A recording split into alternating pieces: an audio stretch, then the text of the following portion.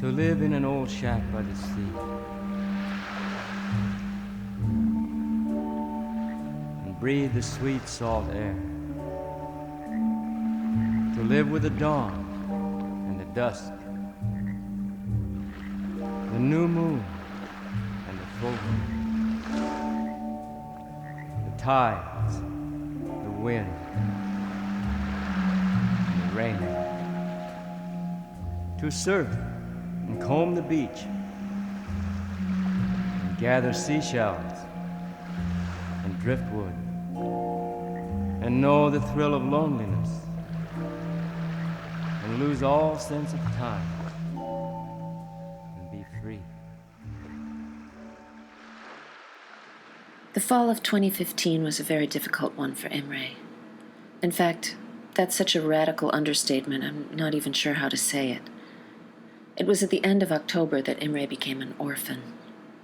Perhaps some of you who haven't lost a parent, or particularly both parents, will assume that if it happens once you've reached a fairly ripe age, it's somehow less disorienting or disturbing. But it's not necessarily. To feel your moorings slip away like that can be demolishing, whatever your age, particularly if your bond to your parents was very strong.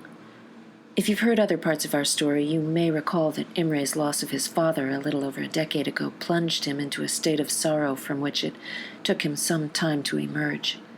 And you'll surely remember the enchantment that was his mother, Lily, his beloved Petite, whom he called every day and went to visit in Paris for a couple of days every week when he was in Normandy. I myself only came to know Lily a couple of years ago, but she was so extraordinary, such a shining, brave, and delightful person, I was indelibly marked by the encounter. When she died at 96, on the 29th of October, it was like a star had disappeared from the sky. And she was Imre's Polaris, the lodestar that had somehow made life navigable, despite the tossing of the waves. I was very worried about him. Since she was 96, I guess you can't really say it was completely unexpected. Still, her passing was quite sudden, and it was a terrible shock. And beyond the horrible personal loss, Imre was suddenly going to have to face certain practical realities he'd been avoiding for years, coming to grips with the family finances. He was going to have to sell his childhood home, the apartment on the Rue de la Folie Méricourt, in order to pay off Lily's debts, which had been accumulating for years. The emptying of that apartment and disposing it to strangers would be a Sisyphean task on various levels: physical, pragmatic, and, of course, emotional. I had no idea how he was going to handle it. Before any of this happened, Imre and I had made plans to travel in November. We'd been working at a breakneck pace on a book together during my fall sabbatical, and we thought we'd take the last few weeks of my time off to sequester ourselves and finish up the manuscript. In order to work efficiently, we thought it would be a good idea to go to an isolated place with no internet access. I think he was the one who came up with the idea of Costa Rica. I did some research and found us a cheap little treehouse to rent for a couple of weeks. It was in the rainforest, but it was at a vaguely walkable distance from the Atlantic shore. No internet. Spotty cellular service. It sounded perfect. Our plan had been to travel there together at the end of November, but given the new circumstances, I wasn't at all sure he'd be in any condition, either to travel or to work. Astonishingly, he managed to hold it all together. He made the funeral arrangements, tended to Lily's devoted and bereaved circle of intimates, and made preliminary arrangements regarding the administration of her property and finances. He said he still wanted to go to the rainforest with me. He thought maybe being in a place like that would be healing. I really hoped so. He arrived to meet me in New York on November 8th, not even 2 weeks after Lily's passing. We had a few days here to organize ourselves before taking off for Costa Rica. I found him delicate, floating a little, perhaps slightly numb, but given what he'd been through, his composure was astonishing. I just took any opportunity I could to embrace him strongly, as though physical support might somehow approximate the emotional ballast he'd lost. but just a few days after that there was another blow, this one of a less personal nature, but not without extremely personal resonances. On November 13th, Imre went out for a little walk, and while he was out, I checked the New York Times online and read, suddenly, of the terrorist attacks in Paris. The Bataclan, that nightclub, was right around the corner from Lily's place. The café, Le Carillon, was also a short walk away. For that matter, so were the Charlie Hebdo offices that had been hit back in January.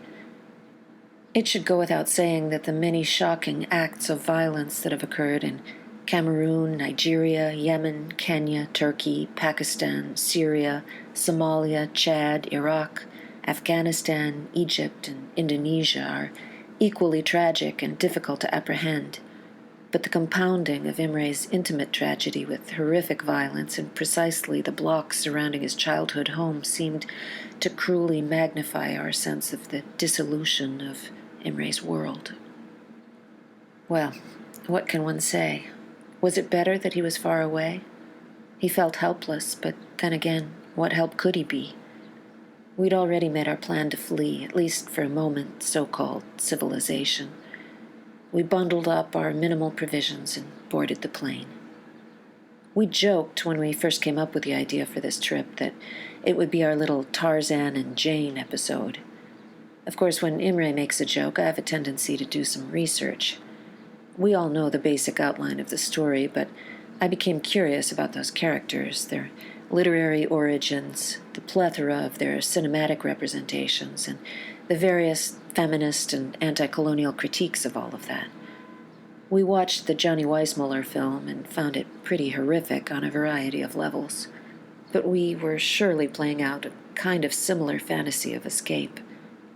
Given the new set of circumstances, my main preoccupation was just getting Imre into some calm surroundings. Well, that and finishing our manuscript, which I felt we owed to ourselves, and to Lily. She figured significantly in the narrative of our book. We arrived in the capital, San Jose, where we'd planned to spend one night before boarding a bus to the jungle. San Jose is a pretty singularly uncharming town, neither big nor small, with very few architectural or scenic remnants of its indigenous or colonial past. There's one major museum, the Museo del Oro Precolombino. The museum tells you that in Costa Rica, gold has always been a symbol of authority, but the narrative should be considered within its frame. The museum is owned and administered by the Banco Central de Costa Rica. Perhaps unsurprisingly, it seemed to want to rope even figures of indigeneity into a plot that would resume itself in numismatics, the incorporation of a sacred element into currency for capitalist exchange. Costa Rican taxi drivers and business proprietors, I should mention, are as happy to deal in U.S. dollars as they are in the national currency, which just goes to show we're all implicated in that story. Still, Imre and I persisted in exchanging our greenbacks for a small stack of colones. We'd booked a room for one night at a place with the suggestive name Casa 69, and indeed it had the faint vibe of a sex motel. Under normal circumstances, we would have been happy to follow the suggestion of the name and the vibe. But for obvious reasons, Imre's mind was on other things. We lay down on the sateen bedspread, and I wrapped him in my arms. After a minute or so, I felt him wheezing a little. At first I thought it was allergies or something, but then I realized Imre was falling apart in my arms. He later told me that, lying there, he'd suddenly had a recollection of a little Greek delicatessen near his mother's place in Paris, where he used to go to buy her some special beans that she really loved. He suddenly had this overwhelming realization that he couldn't buy her those beans anymore. It was just too much to bear. I confess, not without shame, that lying there in the sex motel in San Jose, I was vaguely panic-stricken when Imre began to go to pieces. I knew that his capacity to hold it together to that point had been a combination of determination and some crafty repression, and that eventually he'd need to let it all out. I have no idea how long we gripped each other there in the dark, sorrow clinging to fear. But eventually we both passed out, and in the morning, looking vaguely like roadkill, we hoisted our backpacks onto our backs and got the hell out of San Jose. Costa Rica occupies a very small, narrow landmass, roughly the size of West Virginia. There's an Atlantic and a Pacific coast with a dense strip of jungle in the middle. We'd booked our little house just outside of Puerto Viejo, a Rasta-friendly little town on the Atlantic side. We'd been instructed to ask a taxi driver to take us from there to La Casa de Quintum, who turned out to be a former national soccer star who owned the land on which our treehouse stood. It was the tail end of the rainy season, and indeed, when it rains in the rainforest, it pours. It was already dark by the time we got there, but a nice young couple with a flashlight and an umbrella met us at a gate and showed us to our little lair. It was rustic and damp, but completely surrounded by leaves and vines. On top of the sounds of the rain, there was the uncanny bellowing of bullfrogs. And indeed, my cellular connection was practically nil, and there was no Wi-Fi whatsoever. Exactly what the doctor ordered. Our days at the treehouse were spent largely in quiet labor. There was a deck with a couple of wooden chairs where we tapped away on our laptops, and I'd pause midday to prepare us a little repast, nearly always ceviche. How did we get our provisions? The house came with a couple of rickety old bicycles that we'd ride into town. We'd bring back beer, coffee, chips, fish, limes, hot pepper, and the occasional breakfast treat that Imre had quickly developed a liking for, mufi. There was also a bar by the side of the road about halfway to town called The Point.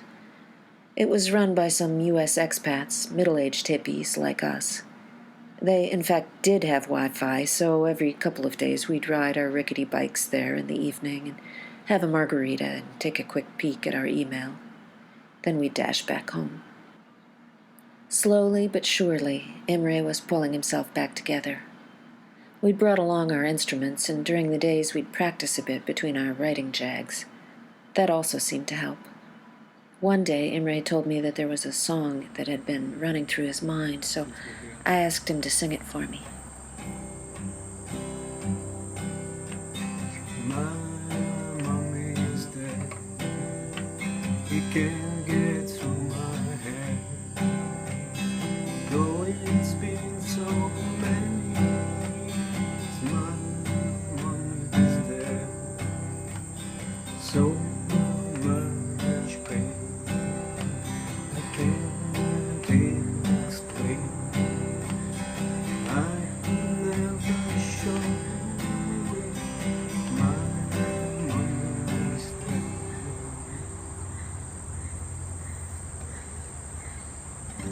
Did I mention that I love Imre? He also wrote a couple of songs while we were there. One was called Belle Étoile. That means beautiful star, which will remind you of Lily, but it's also an expression. Dormir à la belle étoile means to sleep in the open air, under the stars. One night, when we were pretty sure it wasn't going to rain, Imre insisted on dragging the mattress out to the deck. I slept surprisingly well out there, despite the cacophony of the bullfrogs and the laser-like astral light show in the sky. In the morning, he'd composed his song. When the sun sets its sails and goes off elsewhere, here the stars light up the dark. To sleep under the stars, to flee into the dark like a jailbird on the run, a Johnny Guitar, like a cowboy without a horse, a man without a history. I have my Cape Canaveral, my little pad in the dark, under the stars.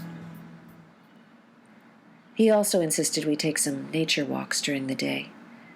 I've previously mentioned my city slicker ways relative to Imre, him Tarzan, me Jane, but I was up for the challenge. One thing that was kind of strange was that practically every house and every piece of land seemed to be for sale. Also, the little tourism outpost along the road seemed to be perpetually closed. We'd slog along the empty road and then turn up various unmarked paths. leading from pavement to gravel to dirt, until it seemed inevitably we'd run into fire ants. Why did they like me particularly? Imre was relatively unscathed. At least the ants spared him. Well, even though our original intention was to focus on the manuscript, and even though Imre's recent blow had also made us refocus a bit on rest and relaxation, I couldn't help finagling us a gig at the Point. It wasn't too hard. Being a bunch of old stoners, the proprietors didn't even ask about our qualifications. We booked a slot slightly before our planned departure and began to fantasize a bit about our 15 minutes of fame in Puerto Viejo. Finally, the night arrived and we got ourselves set up. It was our usual crowd of about a dozen soused weirdos. We were fairly soused ourselves, as will be evident from the video documentation of the event. As you'll notice, I accidentally turned off the camera at precisely the moment I thought I was turning it on. So you'll just have to imagine our triumphant set at the Point in Puerto Viejo, the grizzled stoners nodding in appreciation under the star-splattered sky. Speaking of stoners, you may be wondering how we kept Imre stocked up on weed. Given his state of mind, his self-medication protocol was perhaps even more necessary than usual. Fortunately, on our first bike jaunt into town, it quickly became apparent that Puerto Viejo was an herbal oasis. There was a little place called the Reggae Bar where Imre's kindred spirits united, nearly wordlessly, to enjoy a bit of peace, a bit of herb, and the songs of, exclusively, Bob Marley on an endless loop. My birthday was December 7th, our last day in Puerto Viejo. We missed the bus we'd planned to take, so instead Imre treated me to lobster and plantains there on the beach, and then we waited as the sun was descending for the last bus to take us back to San Jose. It was a crazy ride in the dark. It began raining again, and we felt the bus lurching and reeling in the dark as the drops splattered the windows. We suddenly realized the driver was in some kind of a race with a trucker attempting to pass us on a curvy, badly paved road through the jungle. We were a little afraid for our lives. But we made it and stumbled back to the Casa 69 for our final night. They gave us, for some reason, the super gay suite, replete with portraits of shaved-headed young men in couples and trios, staring questioningly from their frames. This time, we managed to rise to the occasion, putting the king-sized bed and porny decor to its proper use before flying home.